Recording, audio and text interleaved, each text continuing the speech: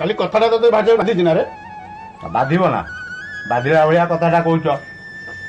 ମୁଁ ବେଶୀ ରୋଜଗାର କରୁଛି, ମୋ ସ୍ତ୍ରୀ ପିଲାମାନେ ଭଲ ଦାମୀ ପ୍ୟାଣ୍ଟ ସାର୍ଟ ପିନ୍ଧିବେ, ତମେ କମ୍ ରୋଜଗାର କରୁଛ, ତମ ସ୍ତ୍ରୀ ପିଲାମାନେ କମ୍ ଦାମୀ ପ୍ୟାଣ୍ଟ ସାର୍ଟ ପିନ୍ଧିବେ। ଏ କଥାଟା କ'ଣ କି ଭାଇ ସମ୍ଭବ? ମୁଁ ବୁଝୁଛି ରେ, ସବୁ କଥା ମୁଁ ବୁଝୁଛି, ହେଲେ ମୋତେ ଭାରି ଭୟ ଲାଗୁଛି। ଭୟ ଲାଗିବାରେ ଭାଇ କ'ଣ ଅଛି? ଭାଇ ଆମ ଘର ଏକତା ଆମ କପଡ଼ାରୁ ବୁଝାଯାଏ। ଆମ ଘରର ସ୍ନେହ ମମତା ଭଲ ପାଇବା ଏହି ଭାତ ଥାଳିରୁ ବୁଝାଯାଏ ଭାଇ, ତରକାରୀ ତାଟିଆରୁ ବୁଝାଯାଏ। ମୁଁ ବେଶୀ ପଇସା ରୋଜଗାର କରୁଛି, ଅଲଗା ରହିବି, ଡାଇନିଂ ଟେବୁଲରେ ମାଛ ମାଂସ ଖାଇବି, ତମେ ତଳେ ବସି ଡାଲି ଚୋଖା ଖାଇବ, ଏଇଟା କ'ଣ କେବେ ସମ୍ଭବ? ତଥାପି ସମୟ ସମୟ ମୋତେ କାହିଁ ବହୁତ ଜୋର ଭୟ ଲାଗୁଛି।